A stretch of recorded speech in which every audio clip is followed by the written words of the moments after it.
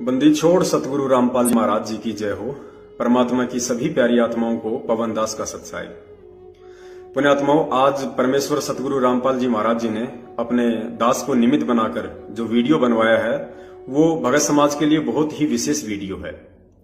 पुण्यात्माओं, देखो, दास से परमात्मा जो भी वीडियो बनवाते हैं या जो भी संदेशा अपने भगत भाई बहनों तक पहुंचाते हैं उसमें दास का किसी प्रकार का कोई श्रेय नहीं होता है। ना ही दास किसी प्रकार की मान बढ़ाई या अन्य किसी चौधर का भूखा है। दास तो परमात्मा का दास है, उसका गुलाम है। और इस दास ने परमेश्वर को समझा उन्हीं के आशीर्वाद से। और उसके बाद ये दास चाहता है कि परमेश्वर के विषय में जो सच्चाई है, जो शास्त्र बताते हैं, जो हर चीज बताती है, वो हमारे प्रत्येक भगत भाई बहन तक पहुंचे। क्योंकि पुण्यात्माओं, क्या होता है कि सतगुरु स्वयं अपने बारे में खुल के वो बातें नहीं बता पाता है जो बातें उन्हें बतानी चाहिए, जो बातें वे बताना चाहते हैं। लेकिन पुण्यात्माओं, हम सब जीव कैटेगरी में हैं। अगर परमेश्वर हमारी जो मेमोरी है, हमारी जो सोचने समझने की क्षमता है, अगर उससे ऊपर बढ़कर कोई बात बताएंगे तो हमारा मन उसको स्वीकार नहीं करेगा। तो परमेश्वर फिर निमित्त बनाते हैं अपनी आत्माओं को। जैसे 650 साल पहले कबीर साहिब जी आए और 650 साल के बाद आज पुनः वो परमेश्वर सतगुरु रामपाल जी महाराज जी के रूप में आए और अपने आप को परमात्मा सिद्ध करवाया। तो पुण्यात्माओं, इसी प्रकार सतगुरु रामपाल जी महाराज जी कौन हैं, ये वो अपने दासों से ही सिद्ध करवाएंगे, अपने दासों से ही प्रमाणित करवाएंगे। तो दास का सारे भगत समाज से करबद्ध सप्रेम विनय है, निवेदन है, आग्रह है दास का कि बहुत ही ध्यान से आप जी ये वीडियो देखिए। प्रत्येक पॉइंट को आप जी गहनता से देखें, फिर उसके ऊपर विचार चिंतन मंथन करें। और बहुत ही ज्यादा हमें दृढ़ता मिलेगी इस वीडियो को देखने के बाद में।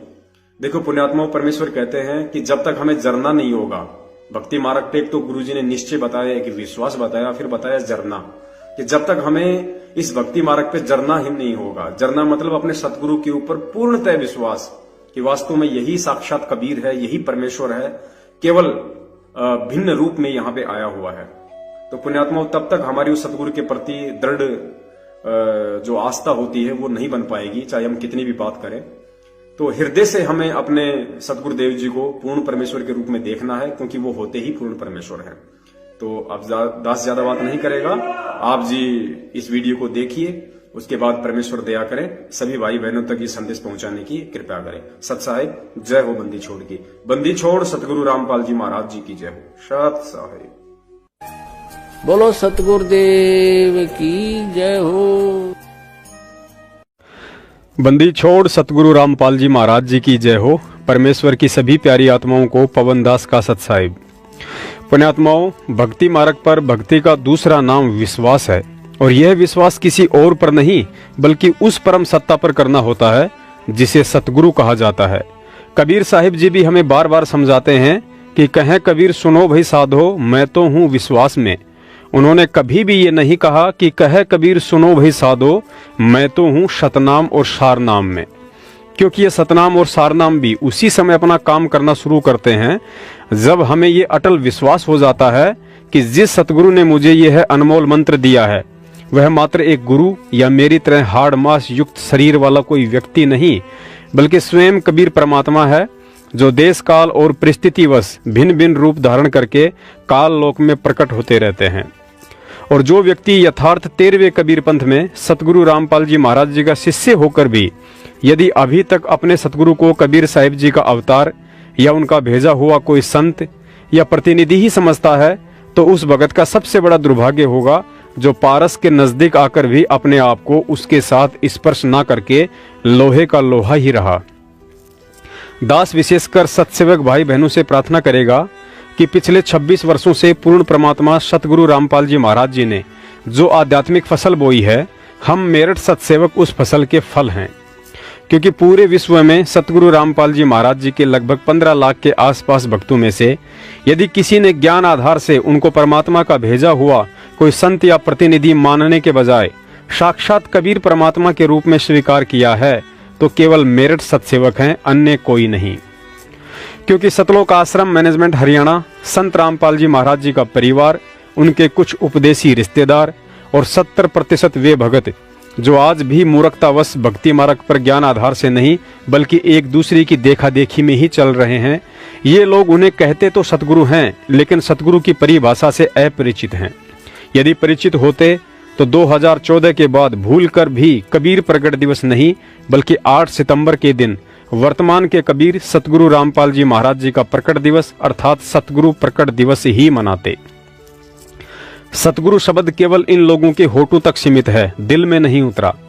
पुण्यात्माओं, वैसे तो यूट्यूब, फेसबुक और व्हाट्सएप पर सतगुरु रामपाल जी महाराज जी के 8 सितंबर 1951 के दिन लीलामयी रूप से प्रकट होने के बहुत से अकाट्य प्रमाण डाले जा चुके हैं, लेकिन फिर भी यह बात ज्यादातर उन भक्तों के दिल में नहीं उतर रही है जिन्होंने मात्र हिसार की तारीखों पर जाकर और बरवाला कांड के मुख्य दोषी सतलोक आश्रम मैनेजमेंट हरियाणा के उल्टे सीधे आदेशों के सहारे ही सतलोक जाने का मूड बना लिया है। क्योंकि जगत की हमेशा से यही रीत रही है। 650 साल पहले भी रामानंद जी और सर्वानंद जी जैसे कुछ एक भक्तों को छोड़कर बाकी सारे 64 लाख भगत इसी भ्रमणा में जिए कि कबीर जी प्रकट होकर नहीं बल्कि जन्म लेकर आए हैं। जीते जी किसी ने माना नहीं, लेकिन 1518 में मगहर से उनके सशरीर जाने के बाद पता चला कि कबीर जी तो विदेही थे, उनका शरीर तो तेज पुंज का था, वे तो स्वयं परमात्मा थे। फिर लगे हर साल कबीर प्रगट दिवस मनाने। उनके रहते सहते तो किसी ने उनको परमात्मा माना नहीं और अब जाने के बाद प्रगट दिवस मना रहे हो। वाहरे दुनिया के लोगों, ये तो वही कहावत सिद्ध हो गई है कि जीवित बाप के लट्ठम लट्ठा मुँह गंग पहुंचाया और जब आवे आसोज का महीना फिर कव्वे को बाप बनाया। भगत लोग अपने जीवित बाप संत रामपाल जी महाराज जी को तो सतलोक आश्रम मैनेजमेंट हरियाणा के घटिया आदेशों पर राजनीति का गंदा खेल खेलकर और ज्ञान विरुद्ध फर्जी फरमानों पर चलकर आध्यात्मिक लठ मार रहे हैं, यानी कि अपने कुकर्मों से सतगुरु को महादुखी कर रहे हैं। और कबीर जी की 650 साल पुरानी एक काल्पनिक फोटो को प्रसन्न करने के लिए कबीर प्रगट दिवस मना रहे हैं, जो वर्तमान में ना सत्संग सुना सकती है और ना ही कुछ मार्गदर्शन कर सकती है। दास ने काल्पनिक फोटो इसलिए कहा है क्योंकि स्वयं गुरुजी ने एक सत्संग में बताया कि यह दाढ़ी वाली फोटो कबीर परमात्मा के वास्तविक रूप वाली फोटो नहीं है। वे तो कभी भी और किसी भी रूप में जब चाहे प्रकट हो जाते हैं। जैसे उदाहरण के लिए आज सतगुरु रामपाल जी महाराज जी के रूप में प्रकट हैं, लेकिन उनके 90% भगत ही उनको साक्षात कबीर मानने को तैयार नहीं है, बल्कि उन्हें कबीर जी द्वारा भेजा गया एक संत मानते हैं। वह कलयुगी भक्तों, असली कबीर सतगुरु रामपाल जी महाराज आज तुम सब के घर और घट में प्रत्यक्ष विराजमान है, लेकिन फिर भी 650 साल पहले वाले कबीर जी की फोटो के आगे कबीर प्रगट दिवस के बहाने ड्रामा करके देसी घी के पकवान खाते हो, धार्मिक कार्यक्रम में राजनेताओं को बुलाकर राजनीति करते हो। प्रार्थना है कबीर प्रगट दिवस की आड़ में हर साल ये घटिया ड्रामा करने वाले और उसमें शामिल होने वाले भक्तों को अवश्य विचार करना चाहिए कि जब हमें सतगुरु रूप में साक्षात कबीर जी मिल चुके हैं तो फिर क्यों हर साल कबीर जी के नाम पर रोहतक और अन्य जगहों पर कबीर प्रगट दिवस मनाकर अपनी मूर्खता का प्रमाण दे रहे हैं कि आज भी हम परमात्मा तो कबीर जी को ही मानते हैं और सतगुरु रामपाल जी महाराज जी को मात्र एक गुरु मानते हैं। पुण्यात्माओं, गुरु जी कहते हैं छोड़ देने पछलियों की रीत सतगुरु तारेंगे, अर्थात हमें वे गलतियां नहीं करनी हैं जो गलतियां हमसे पहले वाले संत भगत कर चुके हैं। और उन्होंने सबसे बड़ी गलती यही की, जब परमात्मा सतगुरु रूप में हमारे बीच आते हैं तो हम उन्हें अपने जैसा एक आम इंसान समझ लेते हैं और जब वे चले जाते हैं तब उन्हें परमात्मा मानकर पूजने लग जाते हैं। असल में भगत तो वो है जो उन्हें उनके शरीर में रहते सहते ही परमेश्वर मान ले, जैसे भूमड़ भगत जी, रामराय जी, शीतलदास जी आदि ने अपने सतगुरु गरीबदास जी महाराज जी को परमात्मा माना। धर्मदास जी और नानक जी जैसी आत्माओं ने कबीर साहिब जी को परमात्मा माना। परमेश्वर कहते हैं मैं वाणी इतनी भाखी जितनी बाड़ू रेत, पर 84 के जीव के एक न आई हेत। कबीर साहिब जी कहते हैं कि चारों युगों में चक्कर लगा लगा कर मैंने मानव शरीरधारी प्राणियों को जगाने के लिए 33 अरब ज्ञान बोला है, लेकिन इन 84 के जीव अर्थात मानव को एक भी समझ में नहीं आई। वर्तमान में सतगुरु रामपाल जी महाराज जी के साथ भी वही हो रहा है जो 250 साल पहले आदरणीय गरीबदास जी महाराज जी के साथ हुआ था। गरीबदास जी महाराज जी ने प्रत्यक्ष चमत्कार किए, असंख्य लोगों को शारीरिक और आर्थिक लाभ दिए, लेकिन कोई भी उन्हें परमात्मा मानने को तैयार नहीं था। गांव वाले तो उन्हें संत भी मानने को तैयार नहीं थे, बल्कि उल्टा उन्हें बावलिया कहा करते थे। गुरुजी ने बताया कि गरीबदास जी महाराज जी का एक बड़ा भाई और था जो जन्म से ही पागल था।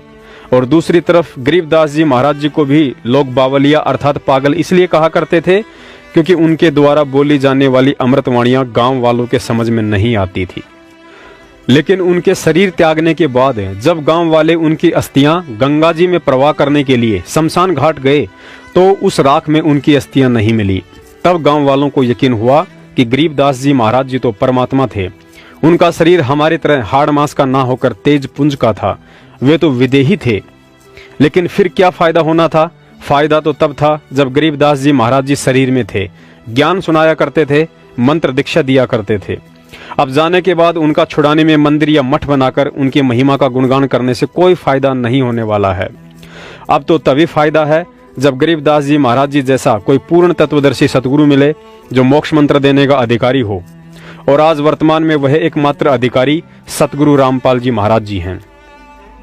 लेकिन दुर्भाग्य से दुनिया की तो छोड़िए, अभी तक 90% भक्तों की और स्वयं सतगुरु रामपाल जी महाराज जी के परिवार वाले और रिश्तेदारों की भी वही सोच और हालत है जो 250 साल पहले आदरणीय गरीबदास जी महाराज जी को लेकर उनके परिवार, रिश्तेदार और गांव वालों की थी। अर्थात ये लोग संत रामपाल जी महाराज जी को जुबान से कहते तो सतगुरु हैं, लेकिन दिल से उन्हें सतगुरु मानने को तैयार नहीं हैं, क्योंकि आज भी ये सभी लोग उन्हें जन्म लिया हुआ ही मानते हैं। पुण्यात्माओं, हमारी बुद्धि पर पत्थर पड़े हैं। समर्थ सतगुरु रामपाल जी महाराज वर्तमान कलयुग की देश काल और परिस्थिति के मद्देनजर तथा काल को धोखे में रखने के लिए अपने आप को एक सामान्य जीव की तरह माता के गर्भ से जन्म लेकर आया हुआ दिखा दिया, तो हम मूर्खों ने उन्हें जन्म लिया हुआ ही मान लिया। परमात्मा ने हमें ये तत्व ज्ञान वाले सत्संग इसीलिए तो समझाए थे ताकि समय आने पर हम अपने पिता की गूढ़ बातों को इशारों में ही समझ लें। हमने गरीबदास जी महाराज जी को कबीर साहिब जी द्वारा कंवारी गाय का दूध पिलाने वाले सत्संग को सैकड़ों बार सुना है, लेकिन कभी विचार नहीं किया कि उस 2 मिनट के सत्संग में यही रहस्य तो छुपा है कि समर्थ परमात्मा चाहे जिस विधि से प्रकट हो सकता है, लेकिन हम उन्हें बिना तत्व ज्ञान और मजबूत भक्ति संस्कारों के कतई पहचान नहीं सकते। सुनिए यह सत्संग जिसमें आदरणीय गरीबदास जी महाराज जी ने कबीर साहिब जी से कहा कि महाराज जी, ऐसा दूध तो मैंने कभी नहीं पिया और ना ही इतना स्वादिष्ट दूध हमारी गायें देती हैं। तो परमात्मा ने कहा कि बेटा, ये अमृत दूध यहाँ का नहीं, हमारे सतलोक से आया है। तब गरीबदास जी ने फिर कहा कि महाराज जी, वहां इतनी दूर से इस कुंवारी गाय में कैसे आया? तो परमात्मा ने कहा कि बेटा, ये मेरी समर्थता से आया है। तो इस प्रकार गरीबदास साहिब जी को परम पूज्य परमेश्वर कबीर जी ने सर्व ब्रह्मांडों की रचना का ज्ञान कराया। बच्चा बड़ा ध्यान से सुन रहा है और फिर प्रेरणा हुई कि हे परमात्मा, आप तो समर्थ हैं। जब आप एक कंवारी गाय का दूध निकाल सकते हो मालिक, आप सब कुछ कर सकते हो। छोटे से बालक का हुआ, बहुत बड़ी बात खटक गई उसका और कहा, परमात्मा मुझे अपना गांव दिखा दो।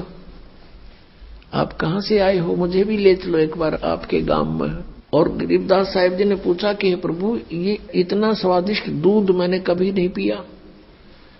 दूध डेली पीता हूं मैं, लेकिन जो दूध आज इस कंवारी गाय से मुझे प्राप्त हुआ आपकी कृपा से, ऐसा स्वादिष्ट दूध मुझे कहीं नहीं मिला। तब परमात्मा ने कहा, बेटा, ये यहाँ के लोगों का दूध नहीं, ये मेरे गांव से दूध आया था, सतलोक से। हे परमात्मा, जब वहां का यहाँ कैसे पहुंचा? ये मेरी शक्ति का काम है।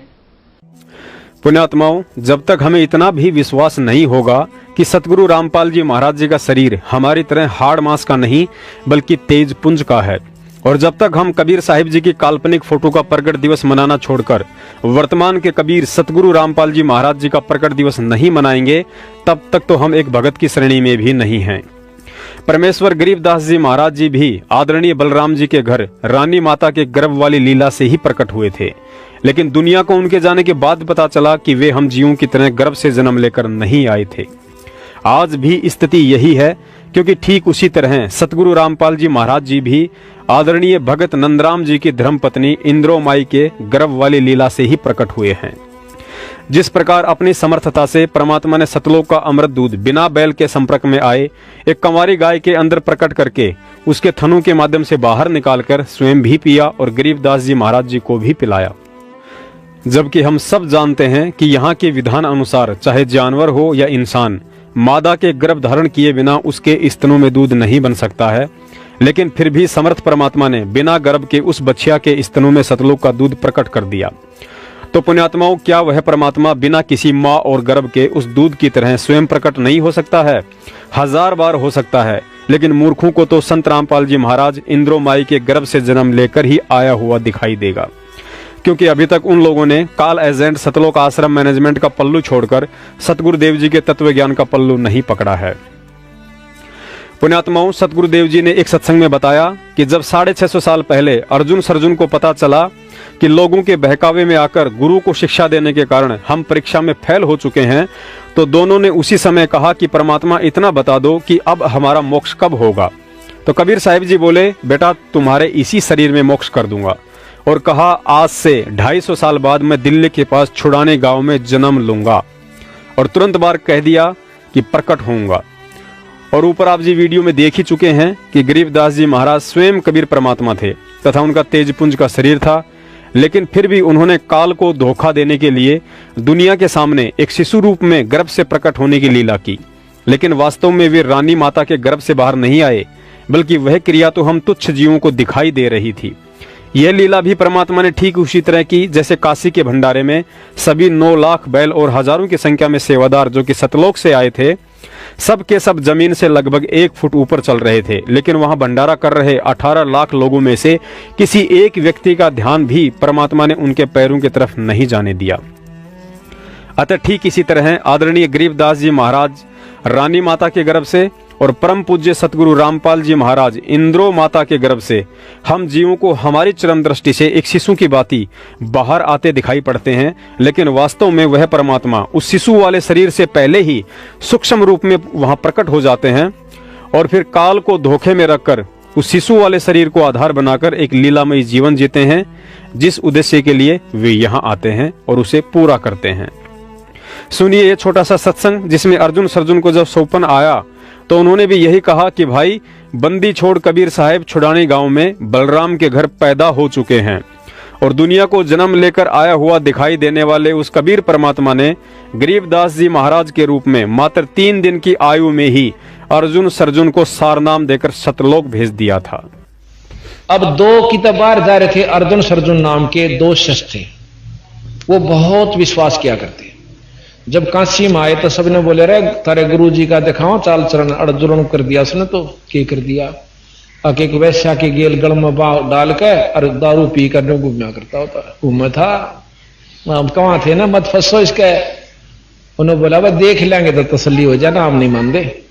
अच्छा चाल दिखावांगे। ईब भी मार उड़े बैठे उसके करना है। महाराज जी उनकी खाट पर वह छोरी बैठी नीचे ऊपर बैठे।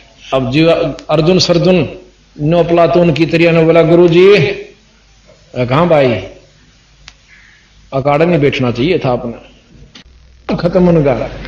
न्यू बोला रहा फिर तो गुरु तो ही होगा, बीरा मैंने शिक्षा देने लग गया। तो न्यू बोला जी फिर भी लोग थूके हैं, इसी बात तो ना करनी चाहिए। न्यू बोला लोग हम जाते तो और तो और बात सुन ले, आज के बाद तेरी इस शरीर तो मुक्ति नहीं होगी थारी। इतनी सुनकर भाई रोन लाग गए। न्यू बोले महाराज जी क्योंकि हमारी तो फूट के भाग और गलानी भी होगी, पर एक बात और बता दो हमारी कद मुक्ति होगी। ने बोला इससे शरीर में कर दूंगा। अग महाराज जी क्यों कर करोगे, अको मन न देखना। आज से कुछ समय के बाद मैं दिल्ली के आसपास पश्चिम में 30 किलोमीटर के आसपास और किसी एक क्षेत्र में जन्म लूंगा, क्योंकि काल को बताया नहीं कर दे, टपदे ही आ जाए, ये सोच दे रहे जाए और ले देवता यू कौन से अपना काम करके जान दे रहे। तो महाराज छुड़ानी में प्रगट हुए। अच्छा वो महात्मा ने देख के अंदाजा बता दिया था कि इतनी उम्र हो लेगी ना थारी, उसके आसपास आऊंगा। और महाराज 200 वर्ष के तक में जी जाएंगे हम, कहा मेरी शक्ति तो जियोगे जिंदे रहोगे। आकर के वो दोनों महात्मा उस 2-4 साल पहले अमायु पर आ गए। अंदाजा हिला के 30 किलोमीटर यू मील यू पड़े हड़ चाला। अमायु पर का एक भगत फेट गया, भगत आत्मा था, उनके घर में रहे 3 साल 4 साल। एक दिन उन रात में सपना आया कि छुड़ानी गांव में बंदी छोड़ कबीर साहब पैदा हो लिए बलराम के घर में। दोनों ने एक तरह सपना हुआ एक साथ एकदम। तड़के उठते हैं अर्जुन कह सर्जुन ने भाई आता गुरु जी दिखे रहे। वो बोला भाई दिखे मन भी पर दिखे छोटे से, पहले तो महाराज जी दिखे, फिर बच्चे के रूप में दिखे। आके पैदा हो लिए वह तो भाई ने बोला छुड़ानी गांव में, दूसरा ने बोला बलराम के घर में। आके जो की तो यही मनाया। ने बोला चालन की तैयारी कर। ने बोला चालन जोगे तो कौन भाई लचर पतर शरीर करे, 2 से 20 साल की उम्र हो रही।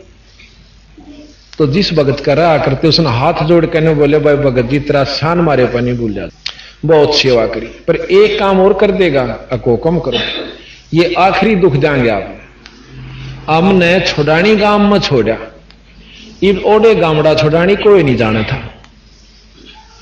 उन्होंने बोला ये भी ना जानते छुड़ानी ने, मतलब 90% जनसंख्या नहीं जानती छुड़ानी सह की थी, बल्कि 99%। तो बोला जी मन्नत यू गांव नहीं सुना आज तक, सारे गांव में ट्राई करी, पूछा भाई छुड़ानी नाम का कोई गांव से, भाई कोई गांव नहीं। ये चर्चा चल रही थी कि वे 2 महात्मा ने होकर छुड़ानी जाएंगे, उनके गुरु पैदा हो लिए। तो एक नाई ने सुन लिया बात, क्योंकि वो बेचारे अपना जा करते थे शादी रिश्ते रास्ते करण खातिर।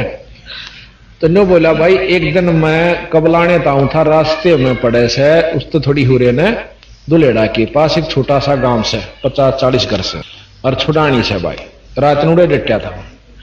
पता पूछ लिया उस आदमी ने, भगत ने सारा नोट करके आ गया। तो ने बोला जी गांव तो पा गया। ने बोला भाई तेरा शान होगा, हम ना वहां भेज दे।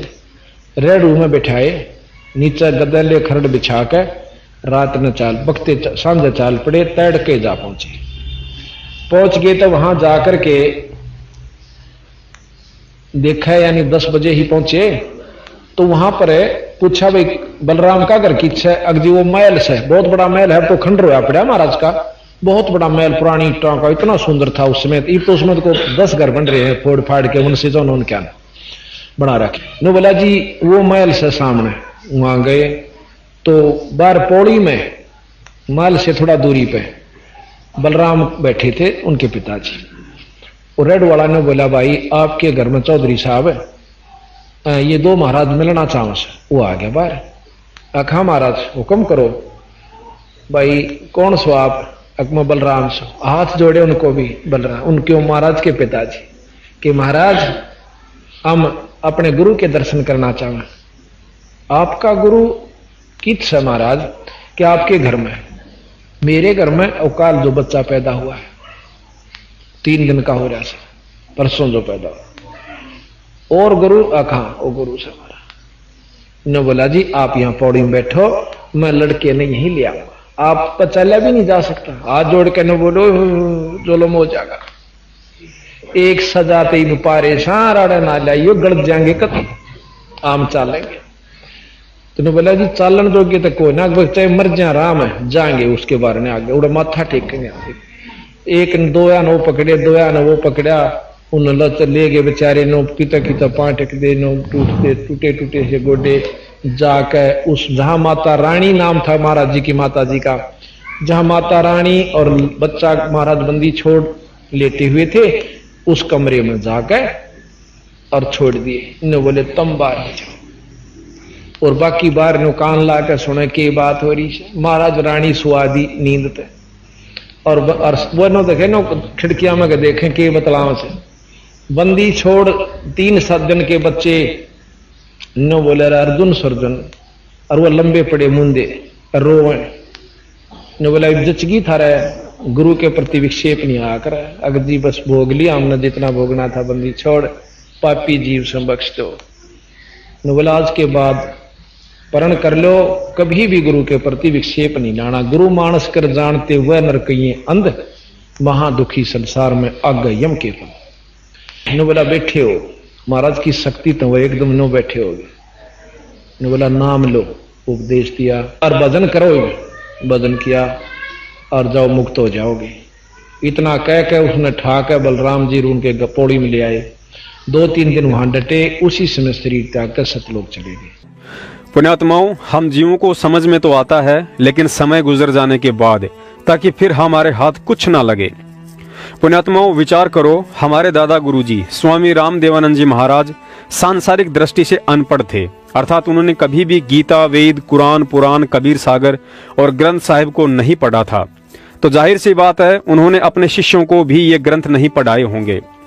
तो विचार करो, जब उन्होंने अपने किसी भी शिष्य को ग्रंथों का ज्ञान नहीं दिया तो फिर उनके शिष्य संत रामपाल जी महाराज जी इतने कम समय में दुनिया के सारे धर्म ग्रंथों को आखिर कैसे भगत समाज के सामने ताश के पत्तों की तरह खोल के रख सकते हैं, और उन सभी त्रुटियों को भी उजागर कर दिया जो त्रुटियां अपने आप को संस्कृत के प्रकांड ज्ञाता समझे जाने वाले इन ग्रंथों के अनुवादकों ने कर डाली थी। क्या यह अविश्वसनीय काम स्वयं कबीर परमेश्वर के अलावा कोई जीव करने में समर्थ है? यदि नहीं है तो फिर इस बात पर गहनता से विचार करना कि सतगुरु रामपाल जी महाराज जी कौन हैं। यहाँ एक और गहन विचारणीय बात है। गरीबदास जी महाराज जी ने दादू पंथी गोपाल दास जी से ग्रंथ साहिब को लिपिबद्ध करवाकर ही छोड़ दिया था, अर्थात उसका अनुवाद नहीं किया था। और हम सब जानते हैं कि गरीबदास जी महाराज जी के ग्रंथ साहिब में हिंदी, उर्दू, फारसी, पंजाबी, हरियाणवी, बिहारी सहित विश्व की अनेक भाषाओं का समावेश है। और गरीबदास जी महाराज जी के सतलोक जाने के 250 वर्ष बाद पहली बार ग्रंथ साहिब का अनुवाद और भगत समाज को इस पवित्र ग्रंथ के गूढ़ ज्ञान से उस महापुरुष सतगुरु रामपाल जी महाराज जी ने परिचित करवाया है, जिनके गुरु स्वामी रामदेवानंद जी अनपढ़ थे। तो पुण्यात्माओं, अब वह सतगुरु हमें और कैसे विश्वास दिलाए कि मैं ही सर्वज्ञ कबीर हूं। अथ तमाखू की बैंत, ये सुनन की बात है। तमाखू कसीद तमा मस्त है, लुजित न सीरी कुवैती ने कैफ। ये भाषा जो से मिली जुली है, फारसी, उर्दू। अब आगे इसका वर्णन होगा। मरहोद मकरूद पीवें शराब, होगा सरे बीच खाना खराब। सरा कहें स्वर्ग को, भगवान के दरबार में। कुटन कलाहीन जुग जुग कलेश, भाई सुखन मान मेरा मैं कहता हमेश। पुण्यात्माओं, अब आपको कॉल एजेंट सतलोक आश्रम मैनेजमेंट हरियाणा की बुद्धिहीनता का एक छोटा सा प्रमाण देते हैं कि विश्व की सभी भाषाओं के नहीं बल्कि पशु पक्षियों और मन की सोच के एकमात्र सर्वज्ञ सतगुरु रामपाल जी महाराज जी को कैसे इन लोगों ने दुनिया के सामने एक सामान्य संत की श्रेणी में लाकर खड़ा कर रखा है।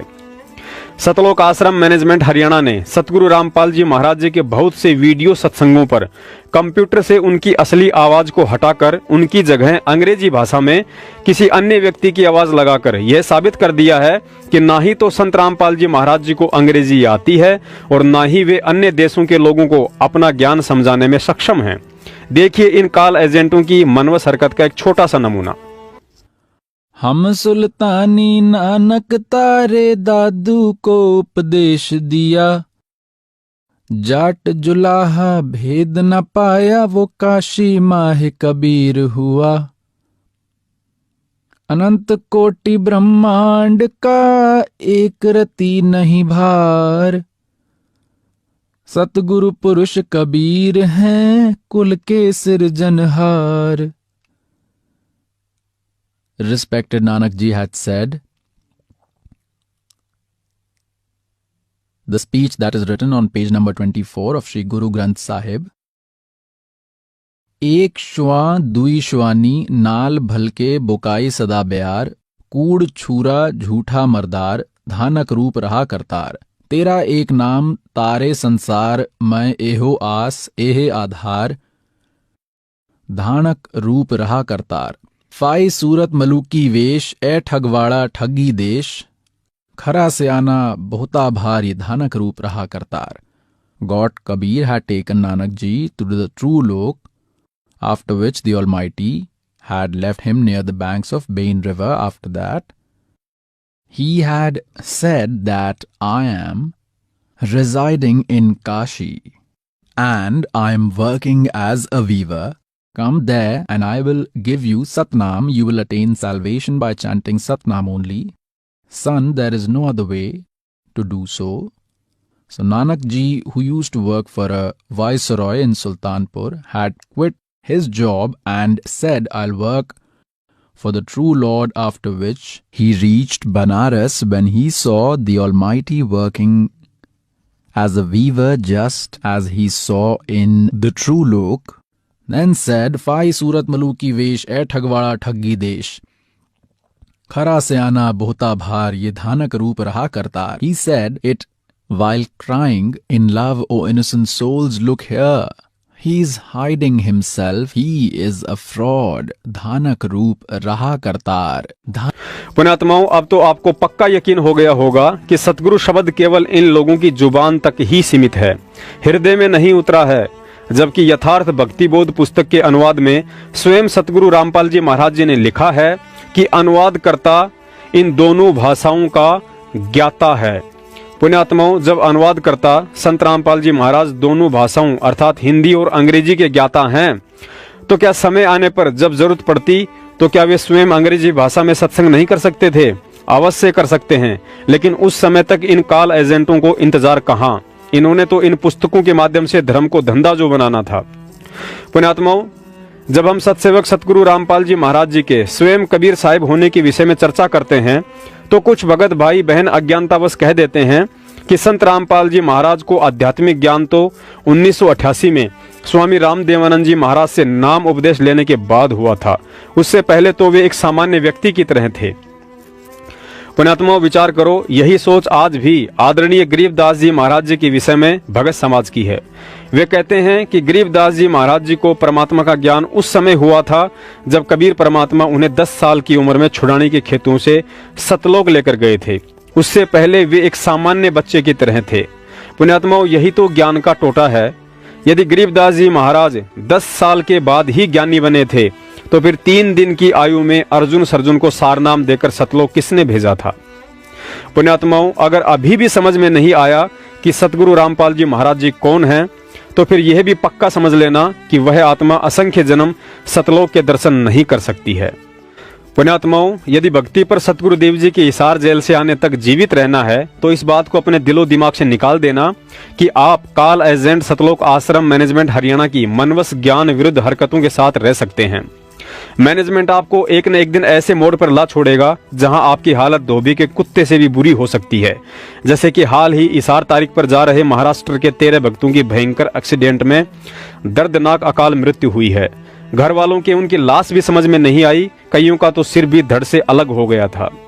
सतगुरुदेव जी का यह संदेश आप सभी तक पहुंचाना था, सो पहुंचा दिया है। आगे आपकी मर्जी, आपने विदुर की राह पर चलना है या भीष्म, कर्ण और द्रोणाचार्य की राह पर चलना है, और महाभारत के परिणाम को ध्यान में रखते हुए फैसला आपने स्वयं ही करना है।